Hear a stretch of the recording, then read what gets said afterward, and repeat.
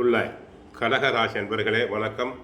தங்கள் ஜென்ம ராசியில் குரு, புதன், 2இல் சூரியன், கேது, 3இல் சுக்கிரன் நீச்சம், 8ஆம் இடத்தில் ராகு, 9இல் தங்களுக்கு சனி பகவான் வக்கரமடைந்திருக்கிறார். ஜென்ம ராசியில் குரு 12இல் செவ்வாய் இருப்பதால், சூரியனும் 2இல் இருப்பதால் பேச்சில் பொறுமை தேவை. குடும்பத்தில் சண்டை சச்சரவுகள் வராமல் பார்த்து கொள்ள வேண்டும். யாரிடமும் உதாசீனப்படுத்தி பேசக்கூடாது. விளையாட்டுத்தனமாக பேசினாலும் அது வினையாக முடிந்துவிடும். செலவுகள் அளவுக்கு மீறி இருக்கும். தங்களால் செலவுகளை கட்டுப்படுத்துதல் முடியாது. உங்களுடைய சேமிப்புகள் குறையும். உடன் இருப்பவர்களிடம் தேவையில்லாத வாக்குவாதங்களை தவிர்க்க வேண்டும். பேச்சில் சற்று பொறுமை தேவை.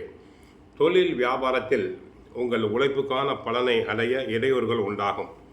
வேலையாட்களால் வீண் பிரச்சனைகள் உண்டாகும். அனுசரித்து செல்லுங்கள். உத்தியோகத்தில் அதிகம் உழைக்க வேண்டியிருக்கும். உயர் அதிகாரிகளுடைய கண்டிப்புக்கு ஆளாவீர்கள். உடல் ரீதியான பாதிப்புகள் உண்டாகக்கூடிய நேரம் என்பதால் உடல் நலனில் கவனம் செலுத்துங்கள். வெளி இடங்களில் உணவு உண்பதை தவிர்த்தல் வேண்டும். அடிக்கடி பயணங்கள் செய்ய வேண்டாம். தேவையில்லாத பயணங்களை தவிர்ப்பது நல்லது. குறிப்பாக இரவு நேர பயணத்தை தவிர்ப்பது நல்லது.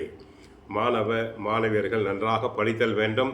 படிப்பில் கவனம் வேண்டும். பெற்றோர் சொற்படி கேட்குதல் வேண்டும். ராசிக்கு பாக்கியஸ்தானத்தில் சனி இருப்பதும்